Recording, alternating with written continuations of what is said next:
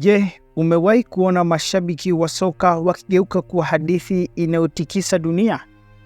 Umewahi kuona viwanja vya mpira vinavyobadilika na kuwa jukwaa la sanaa, historia na ujumbe wa Afrika? Hawa si mashabiki wa kawaida. Hawa ni mashabiki wa Jamhuri ya Kidemokrasia ya Kongo. Katika kila kona ya dunia, soka linajulikana kama mchezo unaounganisha watu. Lakini kwa mashabiki wa Kongo, soka ni zaidi ya mchezo. Ni sauti, ni utambulisho, ni njia ya kusema Afrika ipo, inaongea. Walioingia uwanjani hawakuja tu, walishangilia timu yao, walikuja kubeba historia ya taifa lao, matumaini ya watu wao na fahari ya bara zima la Afrika.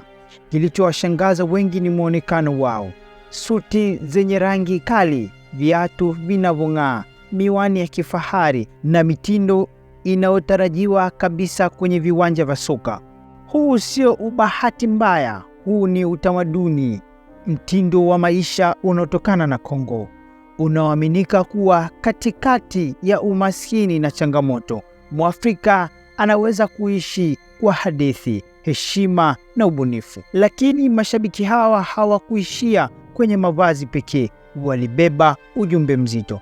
Kupitia mabango, nyimbo na ishara zao, waliongea kuhusu amani ya Kongo, umoja wa Afrika na heshima kwenye historia ya mababu zetu. Waliongea bila kelele za chuki, waliongea kwa sanaa, waliongea kwa busara, na dunia iliwasikiliza.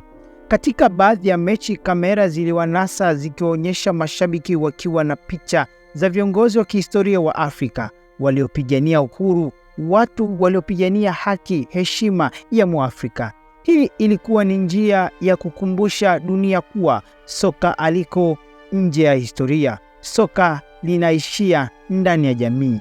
Kwa mashabiki wa Kongo, kila mechi ilikuwa ni somo la kukumbusha walipotoka na kuonesha wanapoelekea. Picha na video ziliunguruma katika dunia, mitandao ya kijamii ikifurika, vyombo vikubwa vya habari vikianza kuuliza, hata hawa ni wakina nani? Na jibu lilikuwa, hawa ni Afrika. Waliongea sauti ya kujiamini, walithibitisha kuwa una haja ya kushinda. Kombe ili ushinda mioyo ya watu.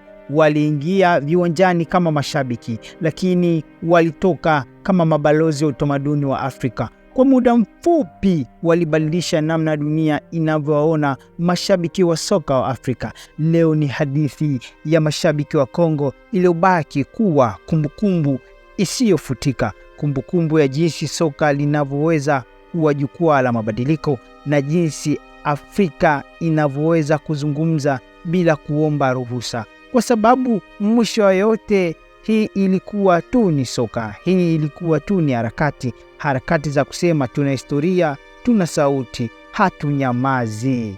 Hii ni Alute Media na mimi ni Salim Alute.